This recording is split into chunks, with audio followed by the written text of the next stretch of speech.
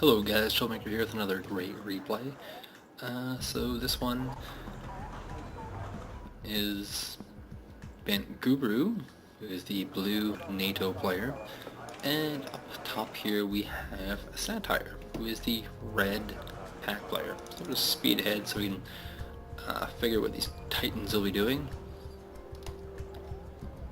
So blue's laying down pretty fast. We have lots of Martyr VTSIs, tank destroyers. We have anti-air here. There's a Gazelle Scout, and just a lot of tank destroyers and anti-air. A lot of anti-air, and actually just anti-air and tank destroyers. That's pretty much it.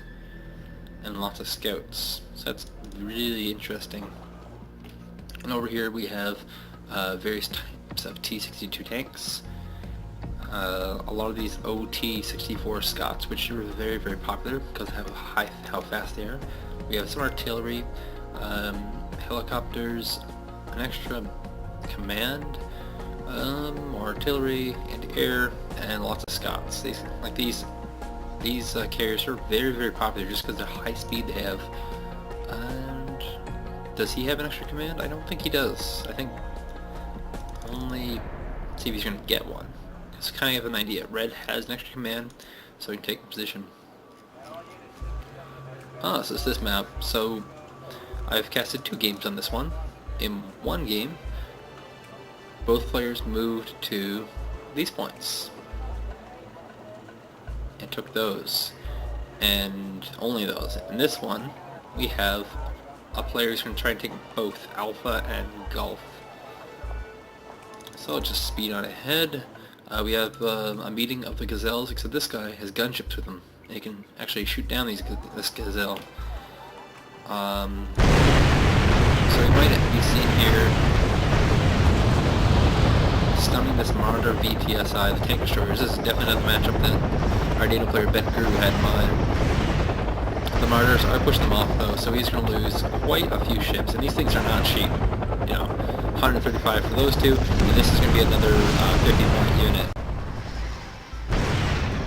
Like this single Martyr doing stupid amounts of damage to that lineup.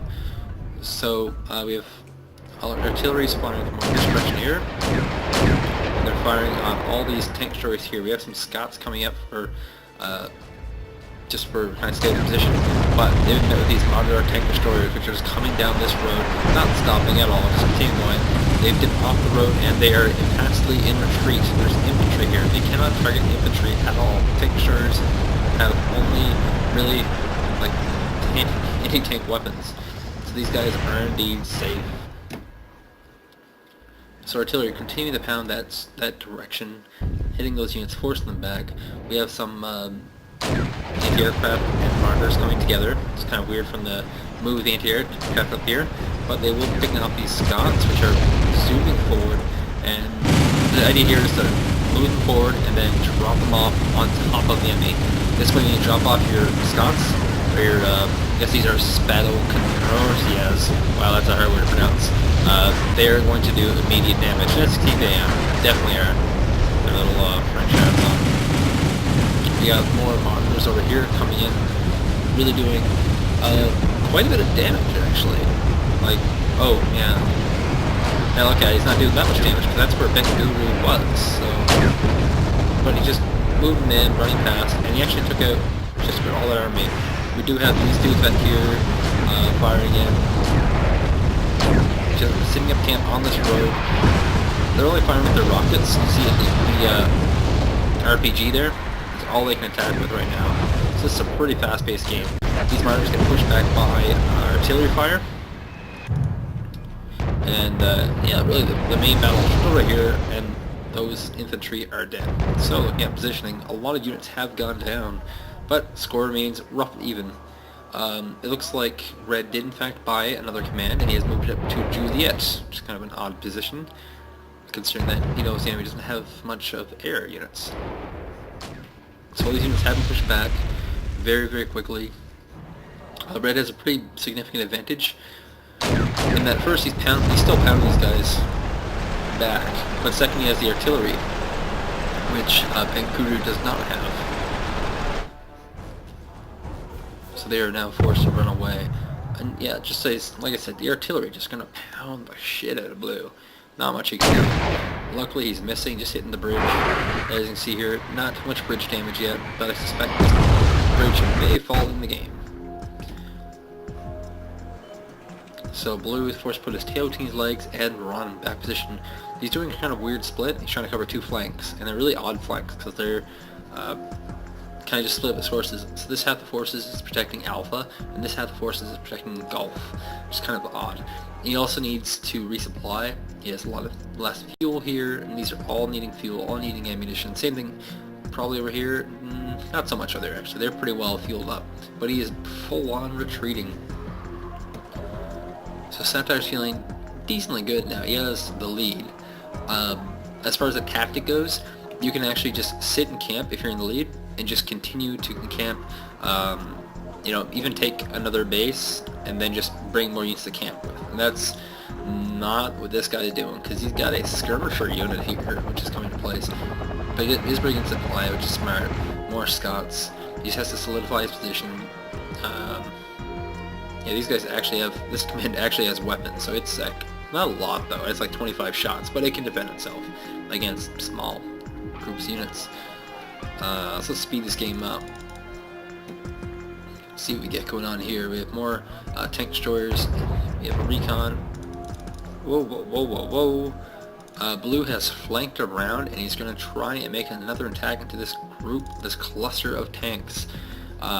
These are all decently weak tanks. They can be taken out pretty easily by tank destroyers, but it's just a matter of having forces. So this recon was taken out, unfortunately, for Bentguru, and we have, looks like, supply and more tank destroyers. So he's really, really heavy on these tank destroyers.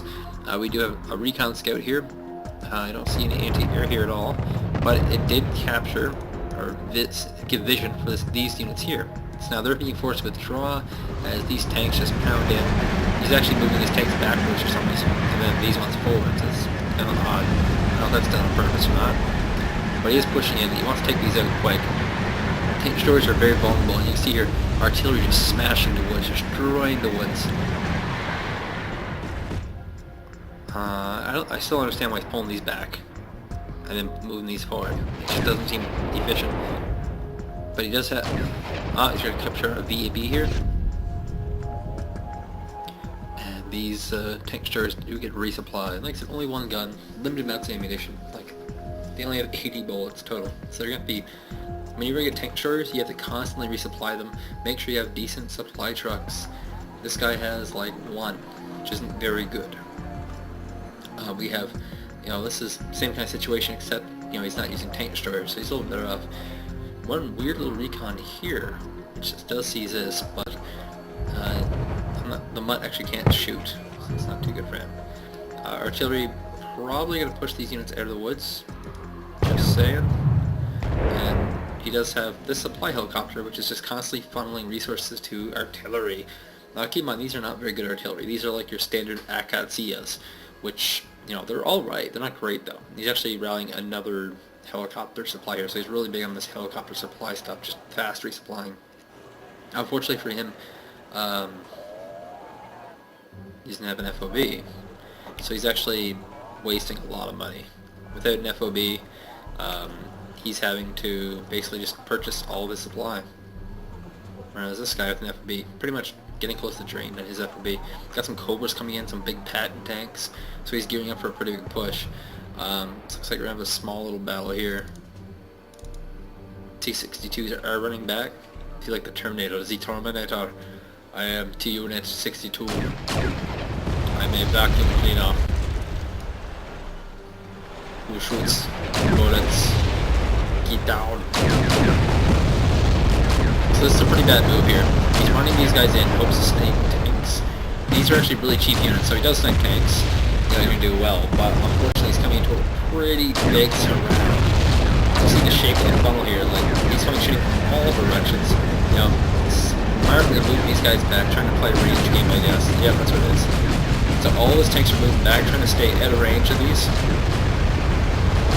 We had another tank destroyer here, trying to get a burst around. This is a big, big push. You can see just, oh, massive battlefield there. Marauders running in everywhere, shooting at all the tanks. We have some air getting knocked out by anti-air units. I've actually just never seen someone play this style. Here comes the gazelles, shooting down the tanks. These tanks are at 100% full retreat, trying to push back, trying to find some kind of cover, but blue keeps pushing in. These tanks are broken, which is unfortunate. It's always kind of funny to see this. It's like point blank range and they miss. Over here we have just getting pounded by just so many cobras. Cobras are out of their main ammunition, so we're relying on mostly miniguns right now, which are not terribly effective versus tanks, but with no AA, they can be pretty good. Colos actually have weapons, so these Colos are actually defending, which makes them kind of a smart choice. The Tunguskos are getting pushed back by a gazelle, because they're rooted. Oh, awful. But we can get a few more shots off, you can take down this gazelle pretty easily, but unfortunately the Tunguska is targeted at the tank destroyer.